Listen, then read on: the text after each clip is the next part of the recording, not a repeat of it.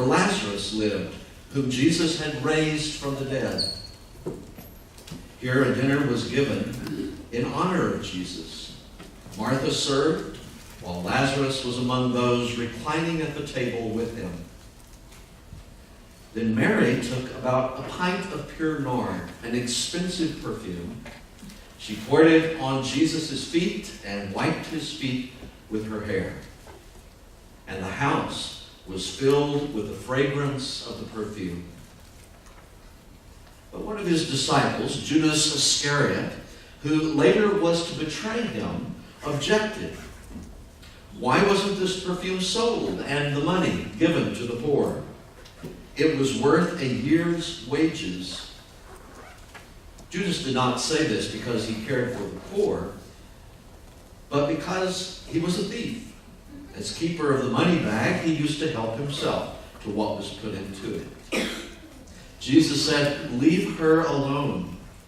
It was intended that she should save this perfume for the day of my burial. You will always have the poor among you, but you will not always have me." Word of God, word of life. Thanks be to God. The church exists for nothing else than to serve others and draw them to God. So wrote C.S. Lewis a number of decades ago. He said, if we are not serving others and drawing others to God, then all of the cathedrals, the churches, the missions, the pastors, the sermons, the musicians, and the music, even the Bible itself, he said, are all a waste. A waste of time and a waste of money. Do not waste. Maybe you learned that growing up. It's not just a hill country thing. Do not be wasteful. So when we hear today about this perfume, we can understand the idea of not wanting to waste this expensive perfume. It's a very expensive perfume, and Mary is pouring it upon Jesus. I mean, it is good and it is right to be good stewards, to watch our expenses. That's very important. You may remember a few years ago, there was a man in New York City, and it made the news all over the United States. Man in New York City, and he was kidnapped, and the kidnappers called his wife and asked for a $100,000 ransom. She talked them down to $30,000. The story had a very happy ending.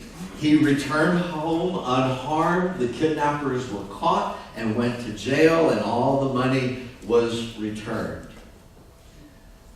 But you kind of wonder about that conversation that happened when he got home. And just the man and his wife were alone. No reporters, no one else around. You wonder about the conversation when he found out that his wife got him back for a discount. I mean, you can imagine her negotiations. $100,000 for that old guy? He's over 60. He's got a gut. $30,000, top price. Not a bit more. Not paying any more than that. Now, if you identify with the husband, you would like to think that if you were kidnapped, people would spare no expense to get you back. And if you identify with the wife, you want to try and save a few bucks wherever you can, because it all adds up, and saving is important. Why waste it? We can understand about not wanting to waste that perfume at Bethany. Mary brings perfume costing a year's salary, and the first thing I think of, wow, somebody had some money around there that she would have this perfume that cost a year's salary. And she pours it on the feet of Jesus. Whenever we meet Mary and Martha, Martha's always busy doing many things, and Mary is at the feet of Jesus. Every time she's at the feet of Jesus, so she pours this perfume on his feet, And Judas, who is the good liberal, says, what a waste. You could have sold this perfume and you could have given it to the poor. It is the argument that has been passed down generation after generation, century after century in the church. The church wants to build a beautiful space for worship. And so, or they want to renovate a space for worship. And when they get together to decide about that, there will be another group that says, no, we should not spend the money on that. We should give the money to the poor. And so there is a debate. Both are important. This money could have been sold, or this perfume could have been sold, and the money given to the poor. Yes, it could have. Jesus has come for dinner. And if you're going somewhere for dinner, dinner would be enough. That would be enough. You don't need gifts also. You don't need to have presents. You don't have to have stuff spent on you. Dinner's enough, especially the way Martha had been preparing it all day long. She'd been busy getting supper ready. The perfume could have been sold and given to the poor. You know where Jesus got that, or where Judas got that idea? How did he come to say that? It could have been given to the poor. Where did he get that idea? Likely, he got it from Jesus. Likely, Jesus had said the very same thing before. It sounds like Jesus. When Jesus went to his hometown to start his ministry, in Luke chapter 4, he gives his mission statement, and it has 3 or 4 points. And one of those is to bring good news to the poor. If I remember correctly, over 2,000 verses in the Bible tell God's people that you will take care of the poor. It's not an option. But on this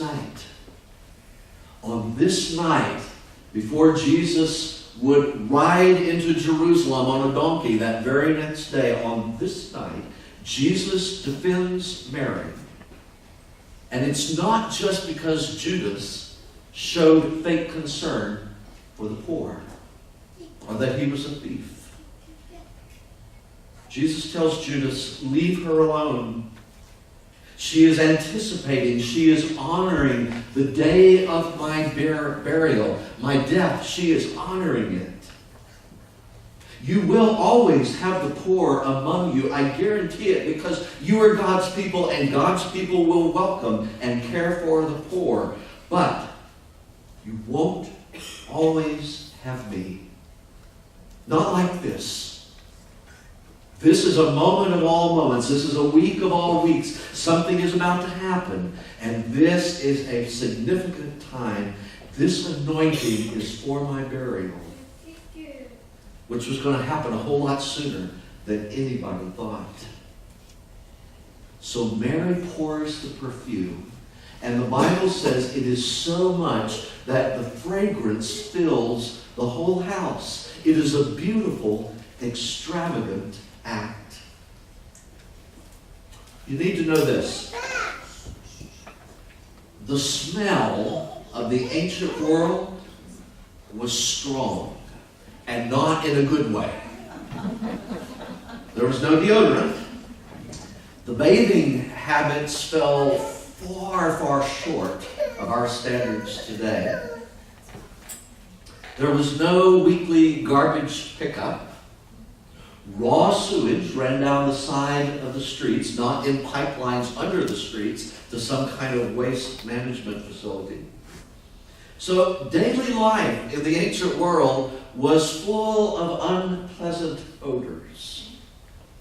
So Mary pours lots of perfume because this is an act of beauty and extravagance. So it fills the whole house. Jesus, after all, was their friend. When Jesus went to Bethany, to the home of Lazarus and Mary and Martha, he was not just the Messiah, he was their friend. Plus, the week before, Jesus had just raised Lazarus from the dead. Can you imagine being invited to that dinner party? You come in and they say, "Oh, do you know Mr. Lazarus? Let me introduce you. This is Lazarus. He was dead last week, but tonight he is joining us for supper again." It would be kind of an odd evening. Mary pours lots of expensive perfume, and the fragrance fills the house. If you get down to it, nothing can really justify that kind of expense or that waste, except for one thing, and that one thing is love. That one thing is love. The very next week, the week of the Passion, we call it. We talked this last Wednesday night about the word passion being a Latin word for suffering. The passion of Jesus, the suffering of Jesus in that last Holy Week. And that last week, the religious leaders and the politicians would all be motivated by logic. The Pharisees, the high priests, Pontius Pilate, even Judas would be governed completely by logic and reason. Everything they do will make a lot of sense. But Mary is motivated by love.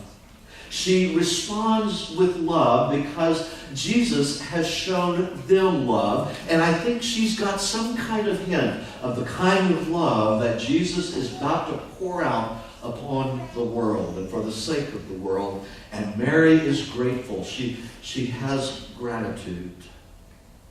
Pastor Victor Shepard tells a story about love and gratitude.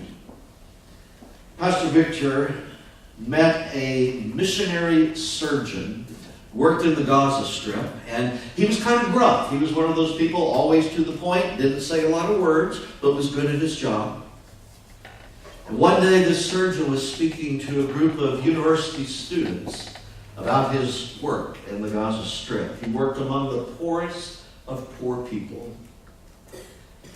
And he told the group, rather gruffly, that we American fat cats know nothing about gratitude. He said, "Let me tell you about gratitude."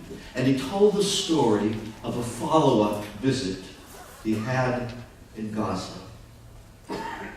The doctor had stopped by a peasant hut to see a woman on whom he had recently done some surgery. He was checking in to see how it was going. She and her husband were dirt poor.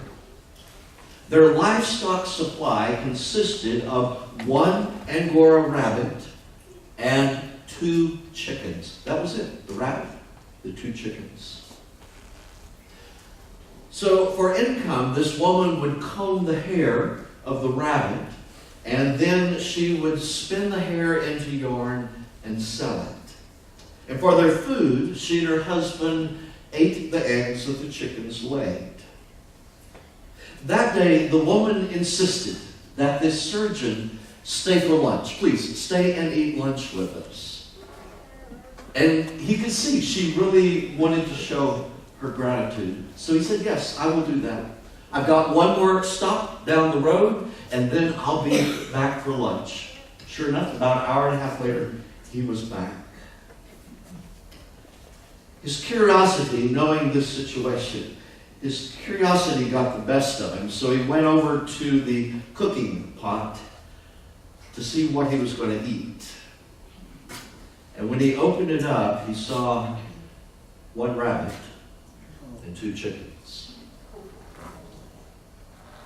The woman was preparing a feast out of gratitude. She was giving everything that she had, her livestock, her livelihood, everything that she had, her food, to show her gratitude. A feast for the man who had saved her life, and they would eat together. The missionary surgeon wept unashamedly, wept right there, even wept and still does to this day every time he tells that story. The sacrifice, the gratitude, the extravagance of it all. In a word, love.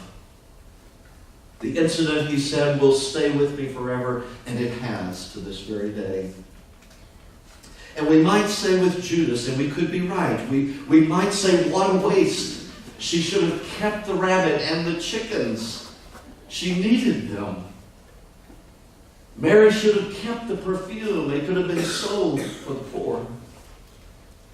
You know, in a way, Judas is prophetic. The one who raised Lazarus from the dead now himself has a date with death. And like Lazarus, Jesus is going to be lost for a time. He allowed Mary her act of extravagant love. To make it even more extravagant, she was anointing him for a burial that wouldn't last long. And then he got up the next morning. And he rode into Jerusalem to his death. His heart followed God's compassion for the world that God so loves. He went into the city and he was tried and he was crucified. And I think, what a waste. What a waste of life on the cross. God's Son dying, a holy, extravagant waste. But when Jesus is found again, he is found alive at Easter. And what has happened with this waste? Death itself has been defeated. And everything will change, and even everything that looks the same is really different, seen with new eyes. So bless you, people of God, in your discernment. Your discernment as you balance your lives, your work, your finances, your home, as you balance your lives, as you figure out, day to day, what do we do daily for God? When do we love? By being wise and prudent and conserving. And when, in those few times in life when you're called to do this, when do you pour the whole bottle of perfume and cook the rabbit and the chicken and be extravagant for the sake of God's kingdom on earth as it will be in heaven? Amen.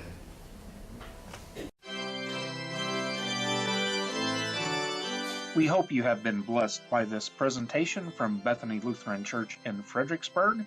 We invite you to worship with us on Sunday mornings at 8, 10:25, or 10:30 a.m. Please like, share, and subscribe this video so that you can help spread the good news of Jesus Christ.